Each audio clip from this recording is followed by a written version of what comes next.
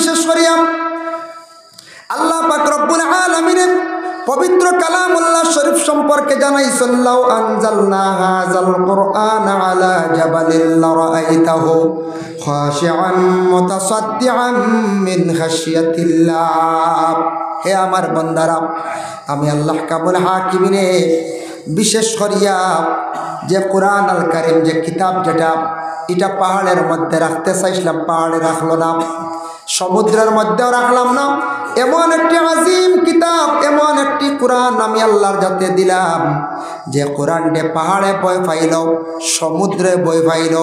এই কোরআন আমি আখিরি জমানার নবীর কাছে আমি সমঝাইলাম যে নবীর উম্মত হল বড়, তারা সৌভাগ্যবান, তারা যদি সে কোরআন মোতাবিক যদি চলতে পারে আর নবীর যদি অনুসরণ করে, কিয়ামতের দিন আমি রব্বুল আলামিনে তাদের জন্য সুখের স্থান জান্নাতে আমি তৈরি করিয়া রাখছি। সুবহানাল্লাহ। এর জন্য কোরআন যে কিতাব যেটা আছে আল্লাহর কালাম, আমরা প্রত্যেকের ঘরে আসেন না হয়ে যায়, প্রত্যেকের ঘরে সেই কোরআন আছে, কিন্তু অভাব হইল গিয়া তিলাওয়াত, অভাব হইল গিয়া তিলাওয়াত খুব কম, তিলাওয়াতটা আমরা করি না। আর এ দুঃখ লাগে, আরব গেলে দেখবাম মাগরিবের নামাজের পরে আরবি মানুষরা মসজিদর বিভিন্ন গোল্ডেন কালার তাড়িয়া বানাইলাছে, অসংখ্য কোরআন শরীফ সেই জায়গায় রাখা আছে। আরবিরা মাগরিবের নামাজের পরে সূরা ওয়াকিয়া তারা তিলাওয়াত করে, এশার নামাজের পরে সূরা মুলক তারা তিলাওয়াত করে।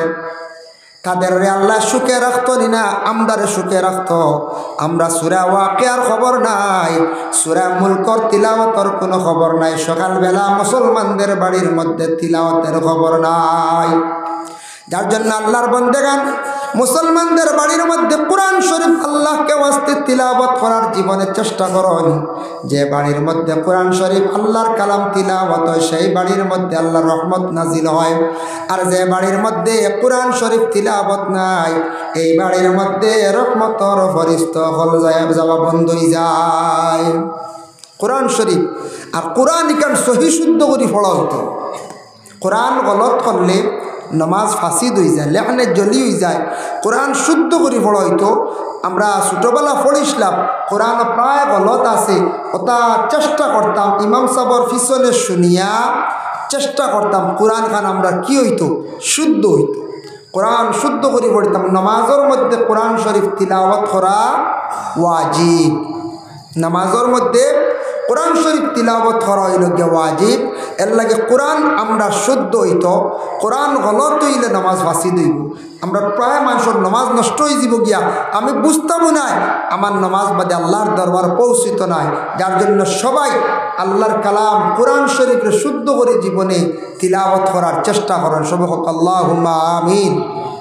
কোরআন শরীফ প্রত্যেকের ঘরে আসেন না পঞ্চায়েত আছে, কিন্তু তিলাওয়াত করার লাগে আদেশ করকা প্রত্যেকের সন্তানাদি ওগুলোরে, প্রত্যেক সন্তানাদি ওগুলোরে তিলাওয়াতের আদেশ করেন। স্কুলের বই বাহির করার পূর্বে আপনার ছেলেরে আপনি আদেশ করকা বলে বাবা বা মা আপনি স্কুলের বই বাহির করার পূর্বে সামান্য সময় কোরআন শরীফ তিলাওয়াত করকা।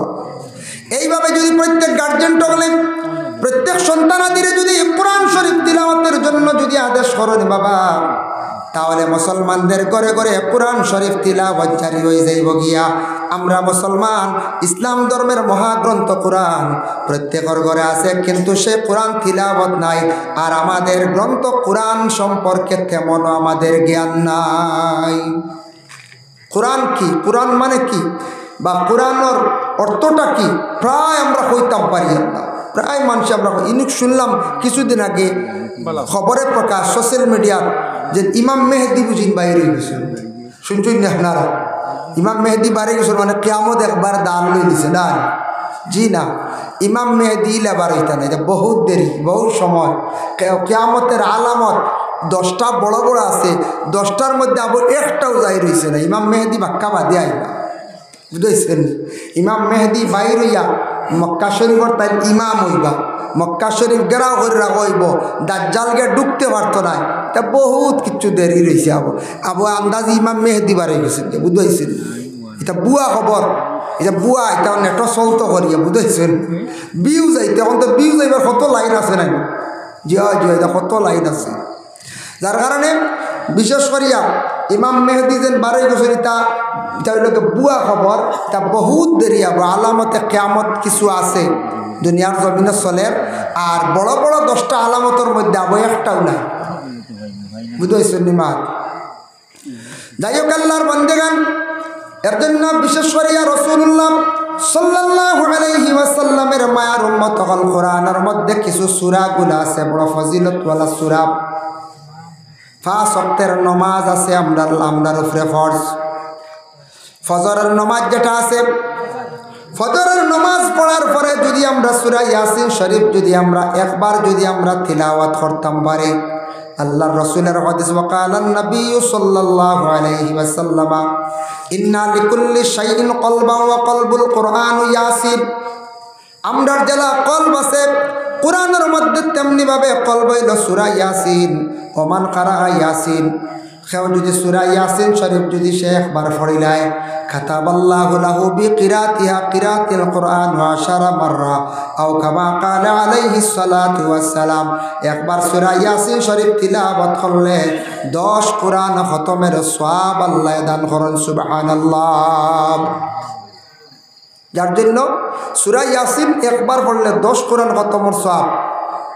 ফজরের পরেও সূরা ইয়াসিন শরীফ পড়তা। আমরা ইনো যত আছি, কেউ নকশবন্দিয়া তরিকার, কেউ চিশতিয়া তরিকার, বেশিও 2 তরিকার আনি। উপমহাদেশের মধ্যে 4টা তরিকা বেশি চলে। একটা হইল নকশবন্দিয়া, একটা হইল মুজদ্দিদিয়া, একটা হইল চিশতিয়া, একটা হইল কাদিরিয়া।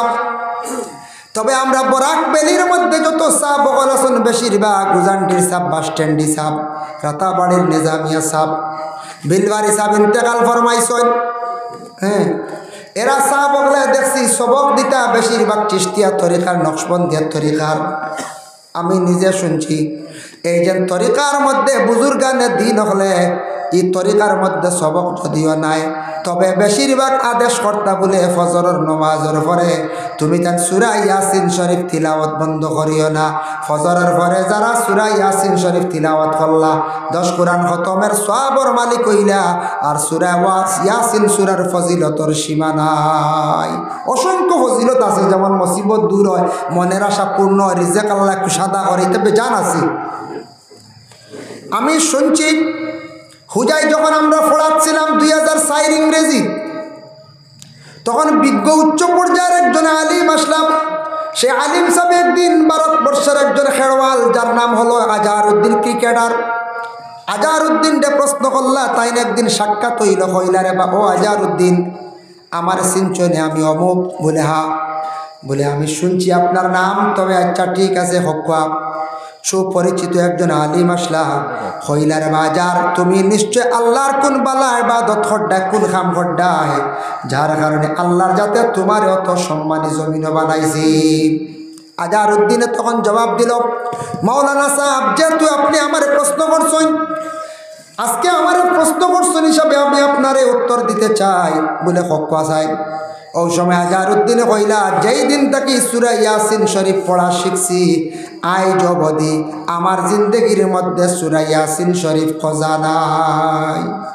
ভারতের একজন খেলোয়াড়, একজন মুসলমান খেলোয়াড় আজহারউদ্দিন। পুরানা মুরব্বী যারা আছেন এরা চিনবা।